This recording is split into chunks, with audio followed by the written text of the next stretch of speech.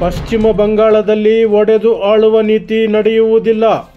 ವಕ್ಫ್ ತಿದ್ದುಪಡಿ ಕಾಯ್ದೆಯನ್ನು ಜಾರಿ ಮಾಡುವುದಿಲ್ಲ. ಮುಸ್ಲಿಮರಿಗೆ ಮಮತಾ ಬ್ಯಾನರ್ಜಿ ಅಭಯ. ಪ್ರವಾದಿ ಮೊಹಮ್ಮದರ ಕುರಿತು ಅವಹೇಳನಕಾರಿ ಹೇಳಿಕೆ. ಬಿಜೆಪಿಯಿಂದ ಅಮಾನತ್ತಾಗಿರುವ ಶಾಸಕ ಯತ್ನಾಳ್ ವಿರುದ್ಧ ಪ್ರಕರಣ ದಾಖಲು. ರೆಪೋ ದರವನ್ನು ಶೇಕಡ 6ಕ್ಕೆ ಇಳಿಕೆ ಮಾಡಿದ RBI. ಗೃಹ ಮತ್ತು ವಾಹನ ಸಾಲಗಾರರ ಕಂತಿನಲ್ಲಿ ಕಡಿತ. ಮಧ್ಯಪ್ರದೇಶದ ರತ್ಲಾಮ್ ಜಿಲ್ಲೆಯ ಕಾರ್ಖಾನೆಯಲ್ಲಿ ಅಮೋನಿಯಾ ಅನಿಲ ಸೋರಿಕೆ. ಹಲವು ಮಂದಿ ಅಸ್ವಸ್ಥ. ಕೇಂದ್ರದಿಂದ GST ಪಾಲಿನಲ್ಲಿ ಅನ್ಯಾಯ. ಆದರೂ ರಾಜ್ಯದ ಆರ್ಥಿಕ ಸ್ಥಿತಿ ಸಶಕ್ತವಾಗಿದೆ. ಗೃಹ ಸಚಿವ ಡಾಕ್ಟರ್ ಜಿ ಪರಮೇಶ್ವರ್.